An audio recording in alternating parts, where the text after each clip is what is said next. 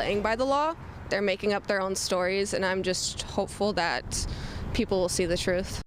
Nearly 6 months to the day of this arrest, the federal government dropped charges against a Minnesota school worker accused of assaulting ICE agents. In this case, even the U.S. Attorney's Office acknowledged flimsy evidence led to the federal charges. Those prosecution problems appear to be showing a pattern. Conor Wight has more on the connection between the cases and shares a story you'll see only on WCCO.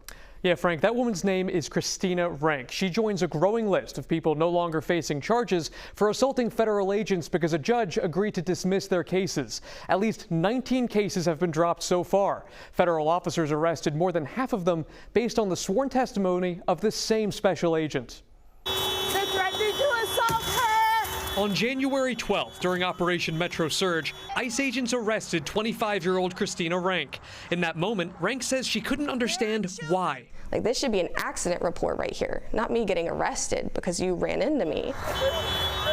This early morning chaos unfolded in the parking lot of the Concord Education Center in Inver Grove Heights, the school where Rank works. She says she spotted ICE agents in the lot and followed them onto the road, bringing us to this moment captured on the school security camera. Rank, in the white sedan, tries to turn left back into the parking lot.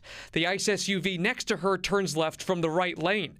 The headlights make it hard to see, but Rank says this is where the ICE vehicle hit her passenger side door. And he just goes, rams his car right into mine. Special Agent Richard Berger wrote that Rank caused a collision with the officer's car, leading to a federal assault charge. Rank's lawyers argued this security footage and body cameras on scene clearly showed the opposite. Demanding an explanation for the assault charge, Judge Douglas Miko wrote it is hard to imagine how blocking an entrance, standing alone, could be an assault. Finally, on July 21st, federal prosecutors moved to dismiss the case, noting the government does not believe that probable cause for assault exists.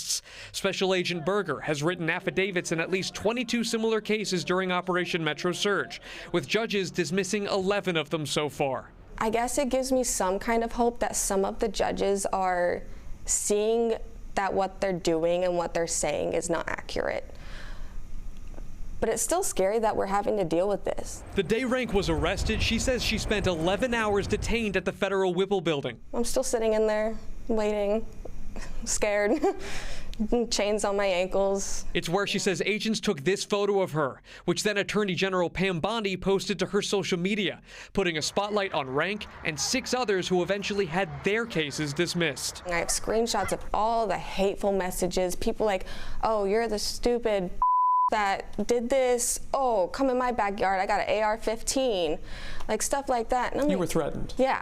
And I'm like, the judge agreed to dismiss Rank's case with prejudice. That means the feds are blocked from refiling the same case. We reached out to Homeland Security for comment. They're not responding so far, Frank. And do we know, is Berger just someone who had to sign it, or was he actually involved in all these cases? Not directly. In a lot of these affidavits, he says that the information he's signing off on is based on personal information, but also things like video evidence and what he's hearing from his agents on the ground. So he's not necessarily there in person for each of these. All right. Thanks, Conor. Well, WCCO is learning about yet another case being dismissed. Federal agents first said the driver in this Minneapolis crash rammed this GMC ICE vehicle back in January, earning him an assault charge.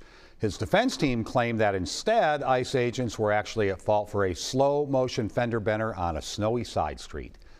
Federal prosecutors moved to dismiss the case in June. A federal judge agreed to do just that last week.